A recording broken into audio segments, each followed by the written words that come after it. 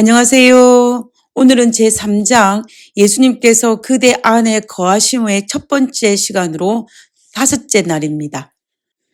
내 안에 계신 그리스도는 나의 생애에 어떤 효력이 있는가에 대해서 살펴보도록 하겠습니다. 오늘의 주제는 참으로 행복한 주제입니다. 예수님께서 내 안에 계신다는 이 선포는 우리 그리스도인에게 있어서 이것보다 행복한 주제가 있을 수 없습니다. 왜냐하면 그분이 내 안에 계심으로 누릴 수 있는 이 축복이 얼마나 큰 것인지를 우리는 알고 있기 때문입니다. 저희 친정 어머니께서 항상 저에게 하신 말씀 중에 하나가 손님이 우리 집에 방문을 하면 복을 털어놓고 간다고 말씀하셨습니다. 그래서 가능한 최선을 다하여 대접하라고 말씀하셨고, 또한 남의 집에 갈 때에도 그 집에 복을 틀어놓고 와야 한다라고 말씀하신 것을 저는 항상 기억합니다. 어른들 말씀에 하나도 틀린 것이 없는 것이 실제로 손님들이 우리 집에 와서 며칠을 지내다 가시면 어딘가에 복이 떨어져 있는 것을 발견하게 됩니다. 이처럼 연약한 인간이 우리 집에 머물다 가도 복을 이렇게 받는데, 우리 예수님이, 나보다 나를 더 사랑하는 예수님이, 나를 누구보다도 잘 되기를 바라시는 예수님이, 그리고 나를 누구보다도 행복하기를 바라시는 그 예수님이 내 안에 계신다면, 내 집에 머문다면 나는 얼마나 놀라운 복을 받을 수 있겠습니까? 상상만 해도 너무 행복한 상상이지 않습니까? 우리는 한들 동안 그 예수님께서 우리 안에 거하시면 내 삶에 일어날 놀라운 축복들이 어떤 것인지 알고 있기 때문에, 그리고 그것을 기대하기 때문에 성령 하나님을 내 안에 초청하여 성령 받기를 갈급하고, 그리고 또한 성령 받기 위해서 기도하고 있는 것입니다. 마치 우리 집에 예수님을 초대하고 싶은데 예수님을 우리 집에 모시고 올 분이 바로 성령 하나님이시기 때문에 우리는 그처럼 성령 받기를 간구하는 것입니다. 예수님도 이 땅에 계실 때 특별히 마지막 고별 설교에서 내 안에 거하라는 말씀을 거듭 반복하여 말씀하셨습니다. 그리고 바울 서신의 총 주제를 한마디로 요약하면 그리스도 안, 즉 인크라이스트입니다. 즉 그리스도 안에 머물라는 것입니다.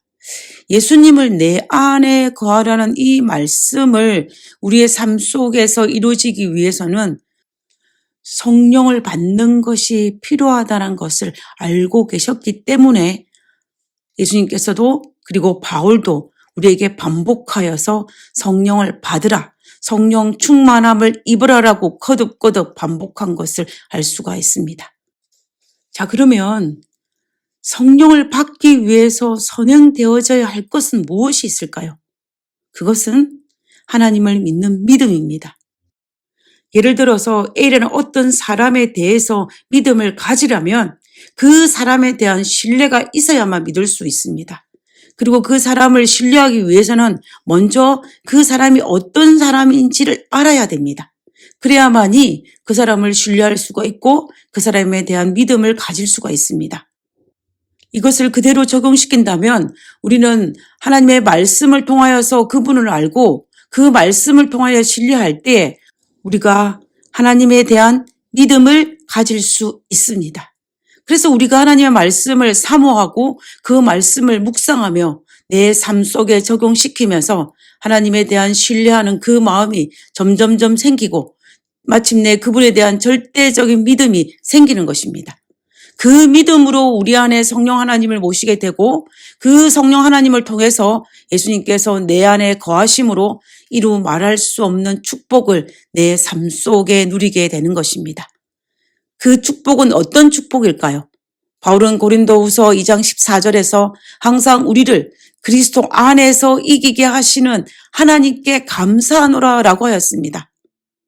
이 말의 의미가 예수 안에 거하면 항상 우리를 이기게 하시는 그분은 누구라고 말씀하고 계십니까? 하나님이라는 것입니다. 예수님이라는 것입니다. 우리가 죄악 가운데 살아가면서 얼마나 처절하게 실패하는 경험을 많이 합니까? 저녁에 침대에 누워 잠이 들면은 오늘 하루도 사탄과의 전쟁에 패하여 피를 철철 흘리고 있는 내 모습을 발견할 때가 얼마나 많이 있습니까? 사탄과의 전쟁에서 패하여 하나님의 자녀로서의 삶이 아니라 사탄의 자녀로 삶을 살았다는 그 패배감에 우리는 낙담할 때가 얼마나 많이 있었습니까? 그러나 예수님께서 내 안에 계시면 이 모든 것을 이기게 해 주신다는 것입니다. 나의 힘으로 이기는 것이 아니라 예수님께서 항상 우리를 이기게 해 주신다는 약속입니다. 그러니 이보다 더 큰 축복이 어디에 있겠습니까? 그리고 고린도후서 5장 17절에서 그런즉 누구든지 그리스도 안에 있으면 새로운 피조물이라 라고 하셨습니다. 옛것은 지나가고 새것이 되었다라는 것입니다. 너희 아비는 마귀라고 말씀하신 것처럼 우리는 옛것, 죄악의 피조물이었지만 그러나 그리스도 안에 있으면 이제는 하나님의 자녀가 되는 새로운 피조물이 되었다라고 약속하신 것입니다. 우리가 진짜 하나님의 자녀가 되는 새로운 피조물이 되면 우리의 옛것은 버리게 될 수밖에 없습니다. 다시 말하면 우리의 삶의 태도가 우리의 성품이 옛것은 버리고 새롭게 변화된다는 것입니다. 이처럼 우리가 그토록 바라는 하나님의 자녀로운 아름다운 성품으로 변화될 수 있다는 것입니다. 매일 저녁 사탄과의 전쟁에 패하여 피를 철철 흘리며 가슴 아파할 필요가 전혀 없습니다. 오히려 그분 안에서 변화된 나의 모습을 바라보며 진정한 평안과 행복을 누리게 되는 것입니다. 오늘 5일자 초반에 나오는 한 이야기는 우리에게 그리스도 안에 있으면 누릴 수 있는 축복의 크기가 얼마나 큰지를 우리에게 잘 알려주고 있습니다. 미국 경제 위기 동안에 예일즈라는 이름을 가진 한 양을 치는 목장을 가지고 있는 사람이 있었습니다. 그런데 문제는 그가 아무리 양을 잘 기르고 열심히 해도 자신이 진 빚을 갚을 만큼 충분한 돈을 벌 수가 없었습니다. 그래서 그는 경제적으로 허덕이며 가난한 삶을 살 수밖에 없었습니다. 그런데 어느 날 석유 회사 사람들이 와서 자신의 목장에서 기름을 발견할 수 있을 것 같다라는 것을 알려주었습니다.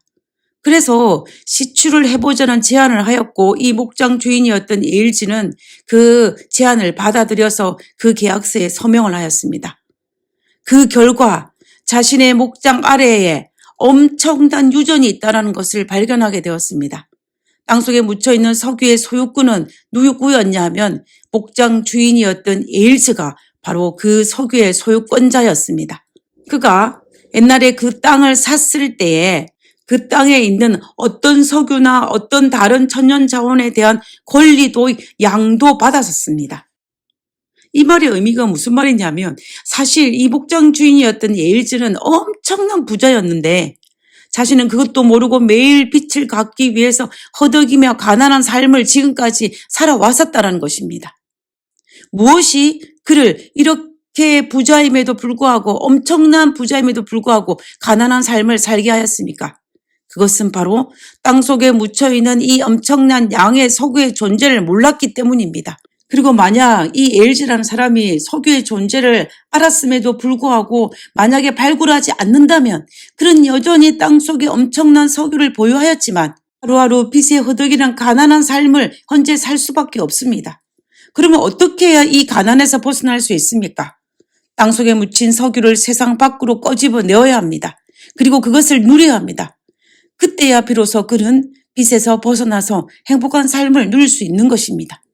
그때 그가 누릴 수 있는 그 행복을 한번 상상해 보시기 바랍니다. 빚도 다 갚고 다른 사람들에게 베풀면서 얼마나 행복한 삶을 살 수 있겠습니까? 우리도 마찬가지입니다. 예수님을 땅속에 깊이 묻어두고 현재의 삶을 사탄의 노예로 살아간다면 이 삶이 하루하루 얼마나 힘들게 살겠습니까? 그리고 예수님을 내 안에 모시며 누릴 수 있는 축복을 알매도 불구하고 여전히 그분을 땅속에 묻어둔다면 우리는 여전히 하루하루 허덕이면서 살아가게 될 것입니다. 그렇게 하지 말고 말씀을 통해 그분을 알고 그분을 알아감으로 더 큰 하나님에 대한 신뢰를 쌓아가고 그 신뢰로 말미암아 믿음이 생기고 믿음을 통해서 성령 하나님을 내 안에 모심으로 마침내 예수님께서 내 안에 거하심으로 누릴 수 있는 정말 말로 표현할 수 있는 그 행복을 누릴 수 있는 우리 모두가 되었으면 좋겠습니다. 우리 모두 내 안에 계신 그리스도로 말미암아 우리의 삶에 큰 행복을 누릴 수 있는 우리 모두가 되기를 간절히 바라면서 오늘 마치도록 하겠습니다. 기도하고 마치겠습니다. 하늘에 계신 저희들의 아버지, 우리가 말씀을 통하여서 하나님을 배우고 하나님을 알아감으로 하나님을 더욱 신뢰하고 그 신뢰가 쌓이고 쌓여서 더 큰 믿음으로 발전하고 그 믿음을 통하여 성령 하나님을 모시고 마침내 그리스도가 내 안에 계심으로 누릴 수 있는 그 복들을 누리는 그러한 삶을 살 수 있는 그리스도인의 삶을 살 수 있도록 도와주시옵소서. 오늘 하루도 하나님과 동행한 하루 되게 하여 주옵기를 거룩하신 예수님의 이름으로 기도드렸습니다. 아멘.